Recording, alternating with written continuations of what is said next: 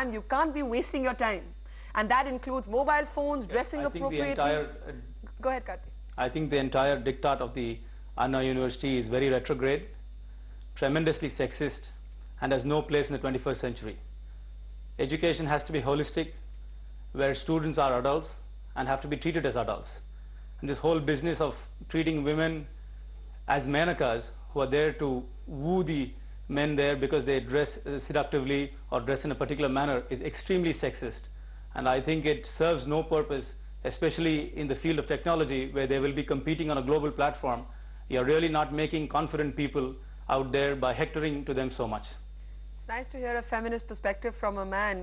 Dr. Meera Ramachandran, you heard the Vice Chancellor of Anna University. You run actually a women's college so that women vis-a-vis men debate doesn't arise in your college. But to what extreme do we carry these diktats from, university establishments? It's first of all impossible to do it. Cultural change is coming in such a sweeping manner, thanks to, globalization of the media and so on, that it would be impractical and unwise to try to stop it. One has to allow the youth to be youthful. You cannot stop that.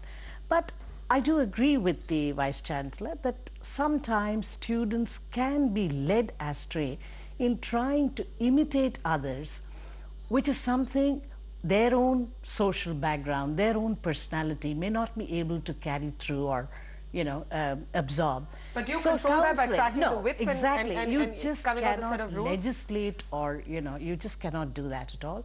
There can always be counseling on a one-to-one level done, by the teachers, by the principal, by seniors and so on.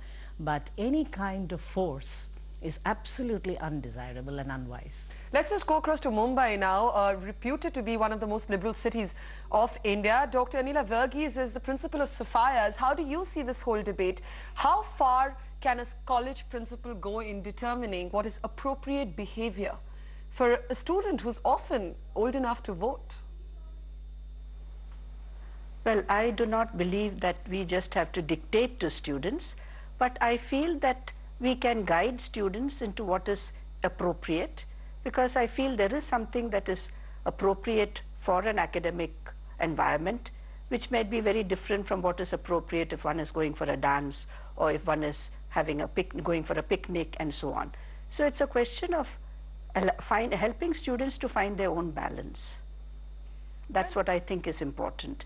And I feel it is also important that we take students into confidence. And these matters can be discussed with them.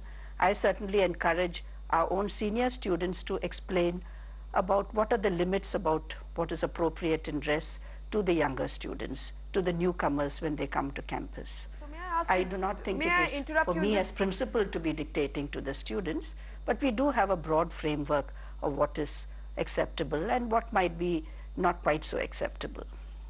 Dr. Vishwanathan, if I may go back to you, since you're the most vociferous proponent of a certain code of behavior on a university campus, could you share with our viewers outside Chennai what is an appropriate dress code for students who study at the university that you supervise? No, it is a very decent dress, that's all. We don't prescribe any such uniform systems, etc. It should not be unusual dress. Like sometimes our students are wearing T-bunions, writing so many writings on the bunion, front and back, and which is really distracting the students as well as the teachers in the class. So in our campus, for the past 1 month or 2 months, we found entire students are behaving very nicely without any resistance.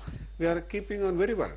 Not even a single student protests. They realize the importance of the campus discipline. They are cooperating with us. Well, let me just get Karthi in. Karthi, if I can get you in. It's interesting because Sania Mirza, the national icon right now, is famous for those writings across her t-shirt. She wouldn't be able to study at Anna University, would she? She won't be allowed to come into Anna University, I guess.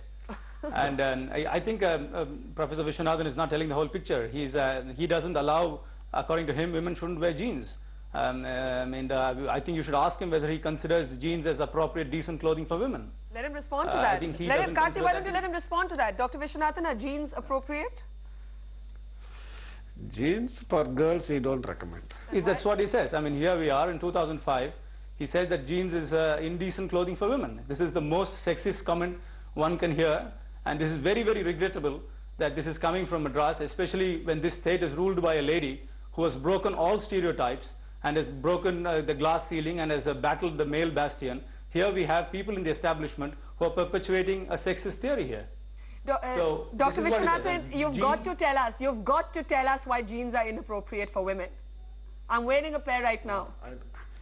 Now I am telling You won't be you, allowed into Anna University, Barka. we have seen that there are lot of distractions among the students who are wearing pant with some tops and transparent dresses. There are really something like distracting. That's what he portrays women as Menakas, who are out there to, you know, to break the tapas of Vishwamitra, or Eves who are here to, you know, distract the Adams of the world. So it's a very, very sexist theory. Well, this is just a debate that I've got to laugh at because I don't know what else to say. Karthik Chidambaram and Dr. Viswanathan, thanks very much. Final